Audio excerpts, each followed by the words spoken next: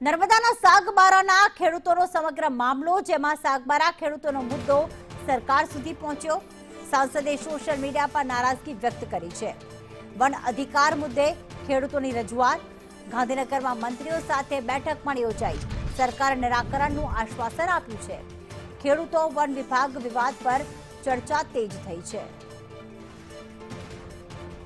તો આખી જે ઘટના છે, જેમાં સાગબારાના ખેડૂતોનો જે મામલો છે, જે તેમની માંગ છે, આખરે સરકાર સુધી પહોંચી છે. સાંસદે સ્થાનિક કેટલાક ભાજપના નેતાઓ સામે સોશિયલ મીડિયામાં પોતાની નારાજગી વ્યક્ત કરી છે. જિલ્લા ભાજપ પ્રમુખ આગેવાનોને ગાંધીનગર લઈ ગયા છે.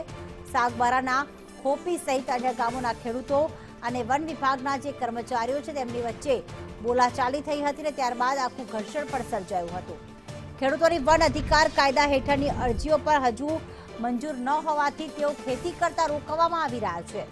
ઉમરપાડા વન વિભાગ દ્વારા ખેડૂતોની ખેતી કરતા રોકવામાં આવી રહ્યા છે. તે અંગે ખેડૂતોએ પોતાનો વન અધિકાર માંગ્યો છે.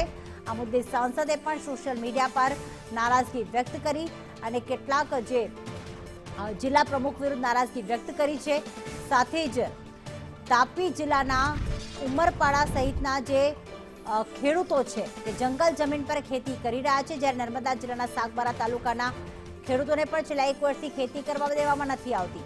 નરેન્દ્ર પેપરવાળા અમારી સાથે જોડાઈ ગયા છે. આખરે આ ખેડૂતોનો મુદ્દો નરેન્દ્ર સરકાર સુધી પહોંચ્યો છે.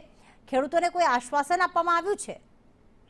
પ્રીતિજી, આ સમગ્ર મામલો છે નર્મદા જિલ્લાના સાગબારા તાલુકાના ખોપી વિસ્તારના ખેડૂતોનો, કે જેઓને જંગલ જમીન ખેડા બાબતે તેમના દાવા હજુ પેન્ડિંગ છે, જેના બાબતે છેલ્લા કેટલાય દિવસથી વન વિભાગ અને ફોરેસ્ટ અને ખેડૂતો વચ્ચે ઘર્ષણ થતું હતું. ત્યારે આખરે આ મામલે ભરૂચના સાંસદ મનસુખ વસાવાએ રાજ્યના નાયબ મુખ્યમંત્રી હર્ષ સંઘવીને પત્ર લખ્યો હતો. સાથે સાથે નર્મદા જિલ્લા ભાજપ પ્રમુખ નીલ રાવ છે, તેઓ આ આગેવાનો છે અને જે મહિલા આગેવાન છે લીલાબેન વસાવા સહિતના લોકોને ત્યાં ગાંધીનગર લઈ ગયા હતા અને ગાંધીનગર ખાતે આદિજાતિ મંત્રી નરેશ પટેલ સાથે મુલાકાત કરવામાં આવી છે. સાથે સાથે ટેલિફોનિક વાતચીત નાયબ મુખ્યમંત્રીઓ સાથે થઈ છે અને સરકાર તરફથી તેમને આશ્વાસન આપવામાં આવ્યું છે કે તેમની જે સમસ્યા છે તેનો ઉકેલ લાવવામાં આવશે અને સોમવારના દિવસે નાયબ મુખ્યમંત્રી હર્ષ સંઘવી તેઓને પણ મળશે. એટલે કે જે સમગ્ર મામલે જો આપણે વાત કરીએ તો આ જે નર્મદા જિલ્લાના સાગબારા તાલુકાના ખેડૂતો છે અને તેઓનો જે ખેડાણનો મામલો છે, જંગલ જમીનનો મામલો છે, અને આ મામલે જે તાપી જિલ્લાનો જે વિસ્તાર છે, એટલે કે ઉમરપાડાનો જે વિસ્તાર છે, એ વિસ્તારના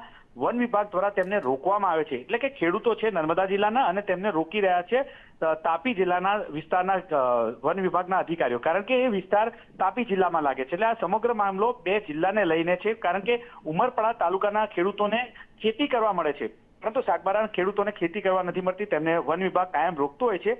ત્યારે સરકાર તરફથી આશ્વાસન આપવામાં આવ્યું છે કે તેમનો જે જંગલ જમીનના દાવા પેન્ડિંગ છે તેનો ઉકેલ લાવવામાં આવશે. બિલકુલ, આભાર તમામ વિગતો માટે.